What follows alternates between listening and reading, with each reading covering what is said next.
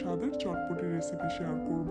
আমার মনে হয় ছোট বড় সবাই কিন্তু চটপটি খেতে অনেক বেশি ভালোবাসে। আর সেটা যদি হয় ঘরে তৈরি একদম স্বাস্থ্যকরভাবে, তাহলে তো আর কোনো কথাই নেই। তাই একদম সহজভাবে রেসিপিটি শেয়ার করলাম। আশা করছি আপনাদের কাছে খুবই ভালো লাগবে আর সহজও লাগবে। তাহলে আর কথা না বাড়িয়ে আমি রেসিপিতে চলে যাচ্ছি। চটপটি তৈরি করার জন্য প্রথমে আমি একটা বোলে নিয়ে নিচ্ছি 1 কাপ ডাবলি বা চটপটির ডাল।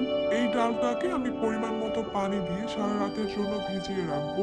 ডালটাকে এভাবে সারা রাতের জন্য ভিজিয়ে রাখলে ফুলে একদম ডাবল হয়ে যাবে। আর সিদ্ধ হতেও খুব বেশি একটা সময় লাগবে না। আপনাদের কাছে যদি সময় না থাকে তাহলে কমপক্ষে এই ডালটাকে 4 ঘন্টার জন্য ভিজিয়ে রাখতে হবে গরম পানি দিয়ে। তবে সবচেয়ে ভালো হবে যদি আপনারা ডালটাকে সারা রাতের জন্য ভিজিয়ে রাখতে পারেন। দেখতেই পাচ্ছেন সারা রাত ধরে ভিজিয়ে রাখার পর এই ডালটা এখন ফুলে একদম ডাবল হয়ে গেছে।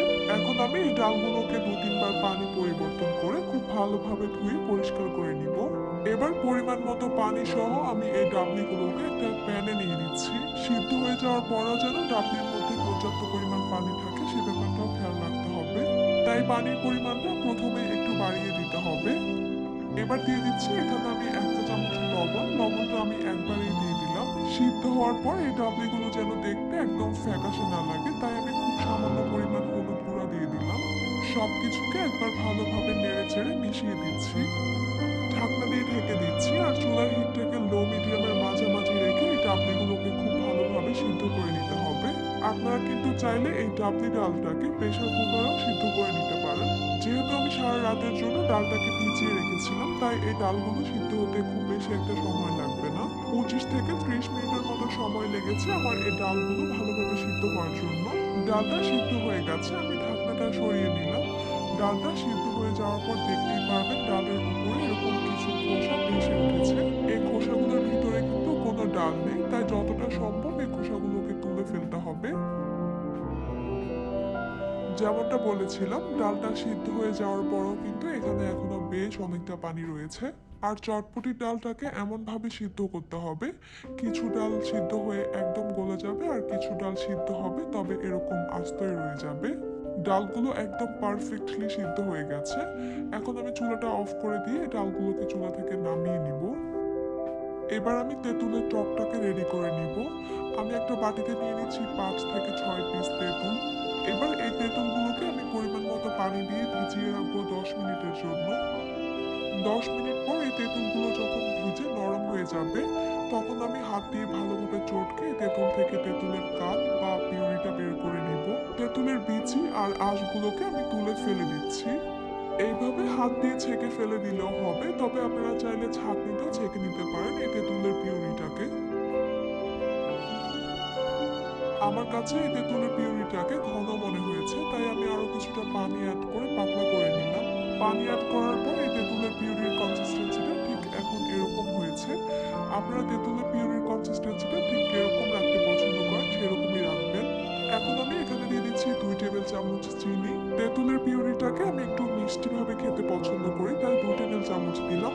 আপনারা যদি টক ভাবে পছন্দ করেন তাহলে 1 টেবিল চামচ দিবেন। লবণ দিয়ে দিচ্ছি 1/4 টিস্পুন। বিট লবণ দিয়ে দিচ্ছি ½ চা চামচ। চটপটির মশলা দিয়ে দিচ্ছি ½ চা চামচ। দোকানে যে প্যাকেট মশলাটা পাওয়া যায় আমি সেটাই ব্যবহার করেছি। চিলি ফ্লেক্স দিয়ে দিচ্ছি 1/4 টিস্পুন। 1 চা চামচ দিয়ে দিচ্ছি কাঁচা মরিচ কুচি। ঝালটা আপনারা ঠিক কিরকম ভাবে খেতে পছন্দ করেন সেভাবে অ্যাডজাস্ট করে নেবেন বাড়িয়ে কমিয়ে। 1 টেবিল চামচ দিয়ে দিচ্ছি লেবুর রস। লেবুর রসটা দিলে খুব সুন্দর একটা ফ্লেভার আসে। এখন সবকিছুকে একসঙ্গে খুব ভালোভাবে আমি মিশিয়ে নিচ্ছি। ভালোভাবে মিশিয়ে নেওয়া হয়ে গেলে লবণটা একবার চেক করে নিতে হবে, কারণ তেঁতুলের সঙ্গে কতটা লবণ যাবে সেটা কিন্তু আগে থেকে বোঝা যায় না। ব্যাস তৈরি হয়ে গেল তেঁতুলের টক। আর এই টকটা দিয়ে কিন্তু আপনারা ফুচকাও খেতে পারেন। টকটা একটা সাইডে সরিয়ে রেখে আমি চটপটিটাকে রেডি করে নিব। সিদ্ধ করে নাও চটপটির ডালটাকে গরম থাকা অবস্থায় আমি একটা মিক্সিং বোলে নিয়ে নিচ্ছি। এরপর এখানে আমি দিয়ে দিচ্ছি ½ কাপ সিদ্ধ করা আলু। আলুগুলোকে আমি ছোট আর কিউব করে কেটে নিয়েছি। চটপটির মশলা দিয়ে দিচ্ছি আমি এখানে 2 টেবিল চামচ। দোকানে যে প্যাকেট চটপটির মশলাটা পাওয়া যায় আমি এখানে সেই মশলাটাই ব্যবহার করেছি। পেঁয়াজ কুচি দিয়ে দিচ্ছি 2 টেবিল চামচ। কাঁচামরিচ কুচি দিয়ে দিচ্ছি 1 টেবিল চামচ। বিট লবণ দিয়ে দিচ্ছি 1 চা চামচ। দিয়ে দিচ্ছি একটা সিদ্ধ করা ডিম। ডিমটাকে আমি ছোট আর কিউব করে কেটে নিয়েছি। তৈরি করে রাখা তেঁতুলের টকটা থেকে এখানে আমি হাফ কাপ দিয়ে দিচ্ছি, তবে আপনারা আপনাদের টেস্ট অনুযায়ী বাড়িয়ে কমিয়ে দিবেন। চিলি ফ্লেক্স দিয়ে দিচ্ছি 1 চা চামচ। চটপটিতে আপনারা কিরকম ঝাল আর টক খেতে পছন্দ করেন আপনাদের পছন্দ অনুযায়ী দিবেন। এবার সবকিছুকে আমি ভালোভাবে মিশিয়ে নিচ্ছি। ভালোভাবে মিশিয়ে নেওয়ার পর আমি একটু পরিবেশন করে নিচ্ছি। আমি ছড়িয়ে দিচ্ছি সামান্য ধনিয়া পাতা কুচি, সামান্য পেঁয়াজ কুচি। একটা সিদ্ধ ডিমকে গ্রেটারের চিকন অংশ দিয়ে গ্রেট করে দিয়ে দিচ্ছি। ডিমটাকে এভাবে গ্রেট করে দিলে চটপটিটা দেখতে আরো বেশি আকর্ষণীয় আর লোভনীয় লাগবে। পরিবেশনের ঠিক আগে কয়েকটা ফুচকা ভেঙে এভাবে উপরে ছড়িয়ে দিলে চটপটিটা খেতে আরো বেশি ভালো লাগবে। সামান্য চিলি ফ্লেক্সও ছড়িয়ে দিচ্ছি আর দিয়ে দিচ্ছি তেঁতুলের টক। বাস ঘরেই তৈরি হয়ে গেল একদম দোকানের স্বাদের চটপটি। ঘরে চটপটি তৈরি করা অনেকে অনেক ঝামেলা মনে করে। দেখেই তো নিলেন ডাবলিটা সিদ্ধ হয়ে যাওয়ার পর কিন্তু আর বেশি একটা সময় লাগেনি চটপটিটা তৈরি করতে। আশা করছি আমার আজকের রেসিপি আপনাদের কাছে খুবই ভালো লেগেছে আর সহজও লেগেছে।